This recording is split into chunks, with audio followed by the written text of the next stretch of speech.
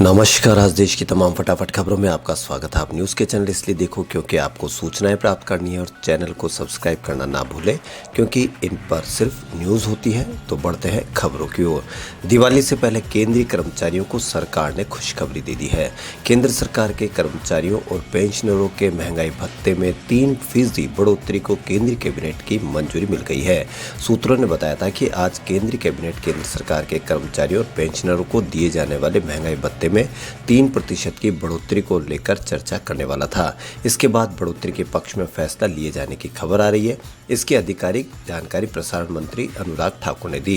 Cabinet की मंजूरी के बाद जब ये आदेश लागू हो जाएगा तो आज की बढ़ोतरी के बाद अब डीए 31% हो जाएगा। इस साल जुलाई में केंद्रीय मंत्रिमंडल ने केंद्र सरकार के कर्मचारियों और पेंशन भोगियों के लिए महंगाई भत्ते तथा महंगाई राहत दर 1 जुलाई से प्रतिशत 11 अंक की वृद्धि का फैसला किया था। इससे डीए की नई दर 17% से बढ़कर 28% हो गई थी। वहीं आज डीए में 3% की बढ़ोतरी के साथ डीए की नई दर 31% हो गई है। यानी कि केंद्रीय कर्मचारियों को उनके बेसिक पे का 31% महंगाई भत्ता मिलेगा।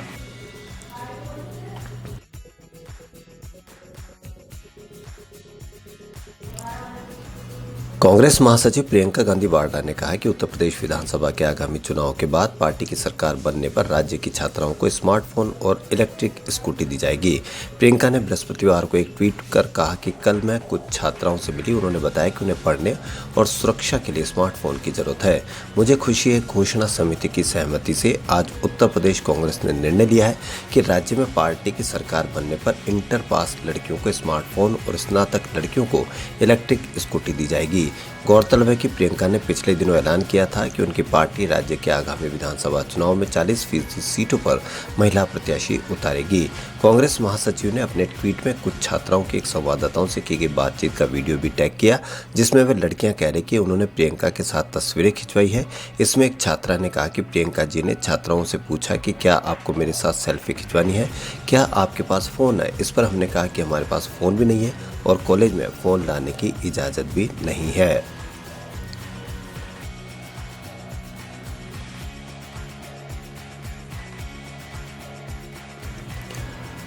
नीट में ऑल इंडिया कोटा में ईडब्ल्यूएस कोटे में आरक्षण की सुविधा लेने के लिए बुनियादी शर्त 8 लाख रुपए सालाना तक की आमदनी पर सुप्रीम कोर्ट ने केंद्र सरकार से जवाब तलब किया है। इस मामले की सुनवाई की शुरुआत में ही सुप्रीम कोर्ट में जस्टिस धनंजय वाई चंद्रचूड़ और जस्टिस बीवी नागरत्ना की पीठ ने सरकार से कहा कि इस नियम और शर्त का कोई आधार भी है या सरकार ने कहीं से भी उठाकर ये मानदंड शामिल कर दिया है। कोर्ट ने कहा कि आखिर इसके आधार में कोई सामाजिक, क्षेत्रीय या कोई और सर्वे या डेटा तो होगा। अन्य पिछड़ा वर्ग यानी ओबीसी में जो लोग 8 लाख रुपए सालाना से कम आय वर्ग में है वो तो सामाजिक और शैक्षिक रूप से पिछड़े हैं, लेकिन संवैधानिक योजनाओं में ओबीसी को सामाजिक और शैक्षिक तौर पर पिछड़ा नहीं माना जाता। ये नीतिगत मामले हैं जिनमें हम हाथ नहीं डालना चाहते। गाजियाबाद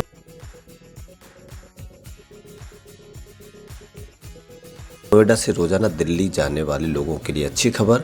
किसानों ने गाजीपुर बॉर्डर नेशनल हाईवे 24 के नीचे वाली सर्विस लेन खोल दी है। किसान आंदोलन के चलते 1 वर्ष से अधिक समय से ये मार्ग बंद था, जिससे दिल्ली जाने वाले लोगों को रोज ट्रैफिक जाम का सामना करना पड़ रहा था। किसान नेता राकेश टिकैत ने नेशनल हाईवे 24 के दिल्ली गाजीपुर मुर्गा मंडी की तरफ जाने वाली सर्विस लेन को खुद खुलवाया। गाजीपुर बॉर्डर से किसान हट रहे हैं, उन्होंने अपना सामान हटाना शुरू कर दिया है। किसानों को अब यह कहना है कि सड़क को उन्होंने बंद नहीं किया बल्कि पुलिस ने इसे बंद कर रखा था। किसान अब सामान हटा रहे हैं और वे यह कह रहे हैं कि रास्ते को अब उन्होंने बंद नहीं किया है, अब ये पुलिस की ओर से ही बंद है। गौरतलब है कि सबसे पहले किसानों ने इसी रास्ते को रोका था। जनता की सहूलियत के लिहाज से सर्विस लेन खोलने का फैसला किया गया है।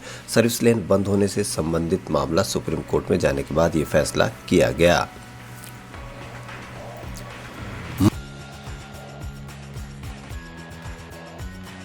मुंबई क्रूज ड्रग्स केस में नारकोटिक्स कंट्रोल ब्यूरो की टीम आज बॉलीवुड अभिनेता शाहरुख खान के घर मन्नत पहुंची। हालांकि थोड़ी देर बाद एनसीबी के अधिकारी वहां से लौट गए। बताया जा रहा है कि कुछ पेपर वर्क की वजह से एनसीबी के अधिकारी मन्नत पहुंचे थे। शाहरुख खान के बेटे आर्यन खान ड्रग्स केस में जेल में बंद है। शाहरुख खान ने आज ही आर्थर रोड जेल जाकर बेटे आर्यन खान से मुलाकात की थी। एनसीबी की एक टीम फिल्म अभिनेत्री अनन्या पांडे के घर भी पहुंची है। ड्रग्स केस में व्हाट्सएप चैट में अनन्या का भी नाम सामने आया है। एंटी ड्रग्स एजेंसी उनसे पूछताछ भी कर सकती है। अनन्या पांडे अभिनेता चंकी पांडे की बेटी है। एनसीबी ने आज ही उन्हें पूछताछ के लिए सम्मन भी दिया है। इससे पहले आज सुबह शाहरुख खान को ग्रे टी शर्ट और काला चश्मे पहने आर्थर रोड जेल के अंदर जाते हुए देखा गया था। वो मुंह पर मास्क लगाए हुए थे। दोनों पिता पुत्र के बीच करीब 15-16 मिनट बातचीत हुई। ड्रग ऑन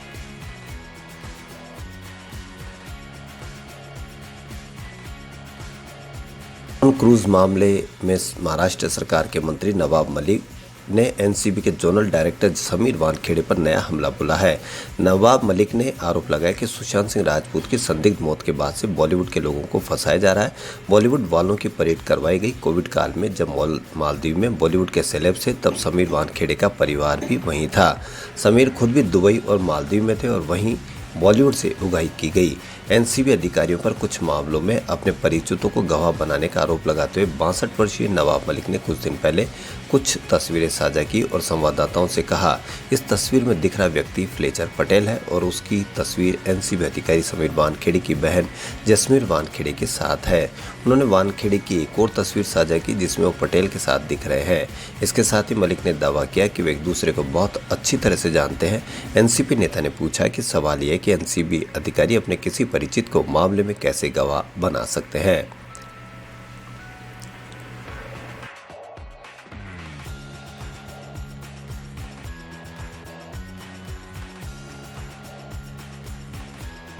देश ने कोरोना वैक्सीन के 100 करोड़ डोज का आंकड़ा आज सुबह पूरा कर इतिहास रच दिया है। 100 करोड़ डोज पूरा होने के मौके पर प्रधानमंत्री नरेंद्र मोदी दिल्ली के राम मनोहर लोहिया अस्पताल पहुंचे। वे यहां करीब 20 मिनट रहे। इस दौरान उन्होंने हेल्थ केयर वर्कर से बात भी की। कुछ दिव्यांगों और अस्पताल के सुरक्षा कर्मियों और दूसरे स्टाफ से भी बातचीत की। यहाँ मोदी के सामने बनारस के दिव्यांग अरुण राय को 100 करोड़वां डोज लगाया गया। इस उपलब्धि पर विश्व स्वास्थ्य संगठन ने भी प्रधानमंत्री मोदी, भारत के वैज्ञानिक, हेल्थ वर्कर्स और आम लोगों को बधाई दी है।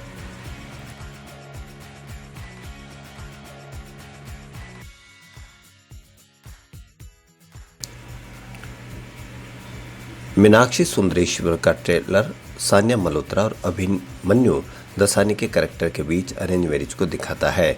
कपल इस दौरान अपनी आशाओं, सपनों और असुरक्षाओं को संबोधित करते हैं और अपनी शादी को सफल बनाने की कोशिश करते हैं।